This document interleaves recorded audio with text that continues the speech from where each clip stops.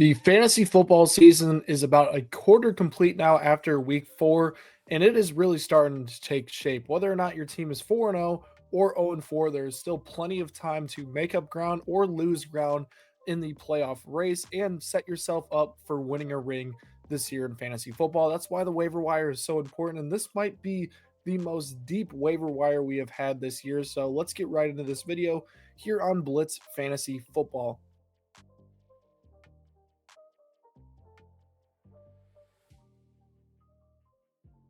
What is going on, everybody? My name is Blitzlink, and we are talking about the Week 5 waiver wire must-adds, targets, players you should drop and hold. We got the complete guide here on Blitz Fantasy Football. If you guys enjoy this content, make sure you hit that subscribe button, drop a like. Appreciate any sort of comments we can get to, and we can provide you guys that advice to help you crush your waiver wires. So without further ado, let's get into this video, and let's start with Houston Texans running back Woody Marks, who was our number 2 priority last week, and now he's going to be the clear number 1 priority heading into week 5. So Marks, obviously, he was talked about with a slightly increased role from week 3 to week 4. And then all of a sudden in week 4, he's the guy basically. 17 carries, 69 yards, added 4 catches, 50 yards, and a score out of the backfield.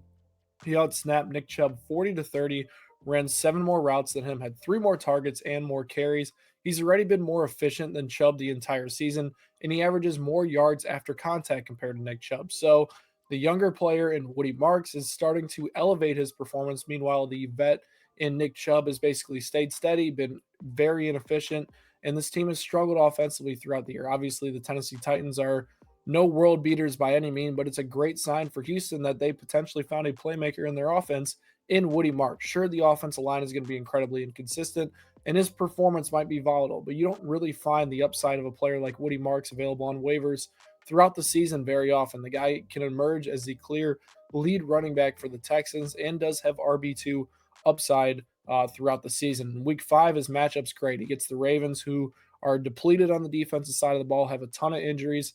They've allowed the most rushing yards and most fantasy points to running backs this year. So basically, Woody Marks is a plus matchup this week, has long-term stash appeal, and that makes him one of the most appealing options we've had on the waiver wire this year. You need to make sure Woody Marks is on your roster, and you need to bid a significant amount of fab to make sure you have him, because he does have that upside that could completely change the course of your fantasy season. All right, let's get into our second player here, and it is Jackson Dart, rookie quarterback for the New York Giants, who is coming off a strong debut where he had 10 carries for 54 yards and a rushing touchdown. Sure, he was only 13 of 20 for 111 yards and 1 passing touchdown, but it is the elite rushing upside that you are chasing in fantasy football, especially at the quarterback position.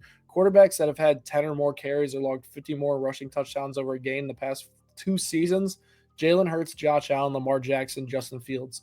All of those guys are consistent quarterback ones over their careers, and Jackson Dart has that upside in an offense that really does not have many playmakers around him now that Malik Neighbors is gone. I'm sure Malik Neighbors would have been a big-time boost to his passing performance, but him and Cam Scatterboo can make some noise in the ground game with Jackson Dart's availability in his legs. You think Jaden Daniels and the Commanders, right? Daniels opens up a ground game that doesn't have an elite running back. You have Lamar Jackson, who opened up J.K. Dobbins for years, and a mix of Baltimore backs. Like, elite rushing quarterbacks lead to elite rushing production. The ground game, the Giants' ground game is going to be in a good spot, and Dart having that floor with all of his rushing volume is a great sign. His passing is going to be very volatile on a weekly basis, and yes, he has a tough upcoming schedule, but regardless of that, a quarterback with that much rushing floor, it has to be rostered. He's basically teetering between a high-end quarterback 2, low-end quarterback 1 for the rest of the year. I think he'll probably be on a points per game basis in that low-end quarterback 1 range, and that is definitely worth rostering in fantasy football.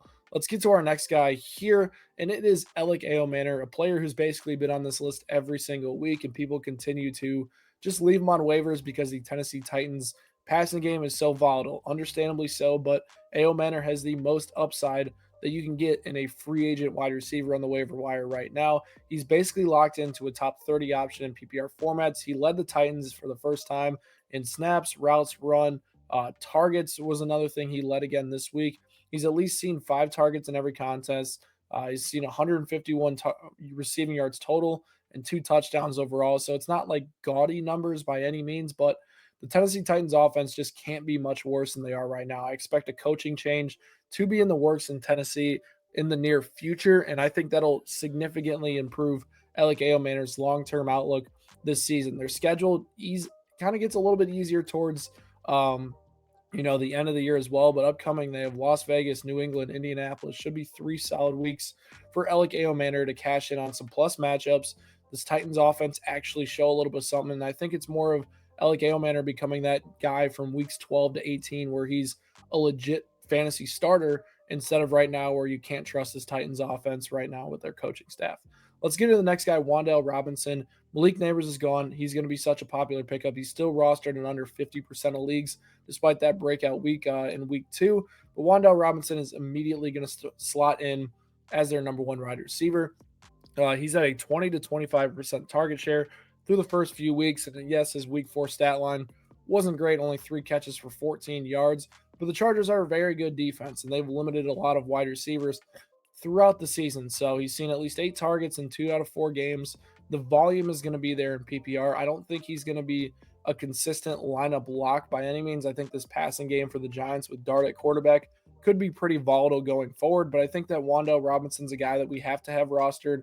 He's averaged over 10 PPR points at times throughout his career. And I think that Wan'Dale slotting in as that team's primary PPR option is a guy that we need to roster. And I think Darius Slayton's another guy you take a look at and think on the outside has a little bit more touchdown potential, stuff like that. But I think Wan'Dale Robinson is the safer play, especially considering the fact his average depth of target has increased overall this year. Let's get to the next player, Brashard Smith for the Kansas City Chiefs. And Smith finally is starting to see an increased role after Andy Reid is kind of fed up with what Isaiah Pacheco and Kareem Hunt are producing for this Chiefs team right now. Week 4 led to his biggest overall workload, playing 19 snaps. He was very, very involved on third downs, led the team in third downs, caught 3 passes for 27 yards, and he also dropped another pass to start the game. And he did have a little bit of rushing work towards the end of the game, got 1 carry with the starters, but the increased role is definitely encouraging. The Chiefs running backs were still they were a little better against the Ravens, but they weren't necessarily like so good that we're like, okay, Pacheco and Hunter back. That's just not the case right now. The Chiefs have potentially the worst running back room in the NFL this year, and there's no reason that Brashard Smith can't carve out a Jerick McKinnon style role where he has passing volume work, starts to get some rushing volume as well. With both these guys struggling, he leads the team in missed tackle rate. The other guys are bottom 10 in that category. So, like with Brashard Smith, I'm betting on the talent. I can't start him at all right now, but he's a bench stash that could potentially work into this backfield. Now, if we get to week 8 and the Kansas City Chiefs trade for a running back, it's a different story. I think Brashard Smith's a guy you drop, but if they don't at that point, I think Brashard Smith is their best option at providing a high upside, explosive running back out of the backfield this season, and he'll definitely continue to see his workload increase as this team gets healthier at receiver. It's only going to help that running back position. Next guy is Jalen Coker, a guy that we've had as a stash candidate for quite some time, but he is eligible to return from injured reserve, and I expect him to either do that this week or by week 7 during that stretch. He is going to play alongside Tedero McMillan, who has had very good volume to start his NFL career. Obviously hasn't cashed in on the touchdown mark as much yet, but a lot of promise in that passing game for the Panthers, considering the amount of volume they have right now. Last year, with Bryce Young towards the end of the season, he had an 18.3% target share, averaging 56 receiving yards per game, and logged 3 top 36 finishes last year with Bryce Young. Obviously, Xavier Legette looks like he's on the outs in Carolina. They cut Hunter Renfrow in the preseason. He's been logging a majority of those slot snaps, and Coker had a monster preseason. So I think with the history in Dave Canales' system of slot receivers thriving, Jalen Coker returning from injury, no significant competition in front of him, he is going to be a weekly starter in fantasy football, and you guys got to make sure he's stashed on your IR for the time being until he gets activated. He's going to be a very, very solid option down the stretch here. Kenneth Gainwell is the next one, and I don't know if I'm buying into the hype, but he definitely deserves a mention for sure. Carried the ball 19 times for 99 yards and 2 touchdowns while catching 6 targets for 35 yards against a really tough Minnesota Vikings run defense. He dominated in snaps with Jalen Warren, who was a surprise out candidate. I'm sure that screwed over some people, but Warren was incredibly good in his absence. 28.4 half PPR points, which is unbelievable work. Gainwell might have actually earned himself more touches, and it's been probably a 65-35 split is on average what we're getting from the Steelers backfield. But Gainwell, who had a game like this where Warren hasn't necessarily had the efficiency, the metrics at all on the ground so far, Gainwell could be that guy that, takes a little bit bigger of a role. And I think with Jalen Warren, they have a bye week this week, but I think that they could potentially eat into that role with Kenneth Gainwell. And Kenneth Gainwell could be a really good player down the stretch for the Steelers, who refused to use Caleb Johnson enough for him to become relevant. So I'm rocking with Kenneth Gainwell, potentially being that guy to take over more snaps in the Steelers' backfield long term. Kendre Miller is another guy I think could take over a backfield very soon. Alvin Kamara is just not the same he once was. He's struggling right now, not super efficient.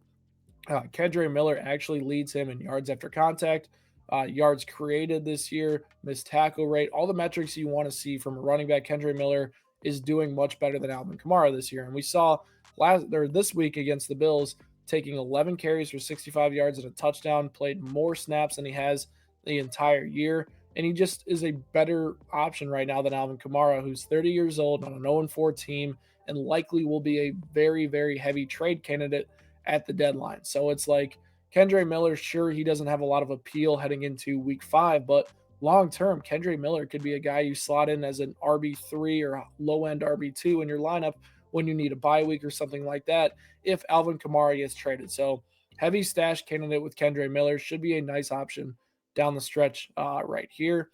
Romeo Dobbs, our next one. It feels like Dobbs is very frustrating to put on this list because I know what I'm going to get. I'm going to get a week, spike week, like I get it against Dallas, where he had 3 touchdown catches.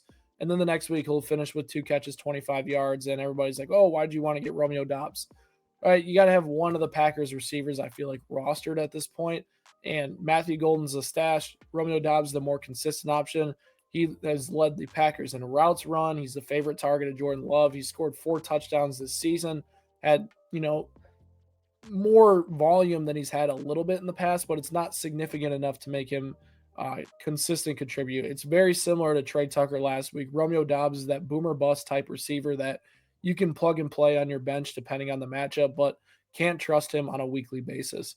The final priority waiver claim of the week, the Arizona Cardinals defense. The Cardinals defense has been really solid to start the year.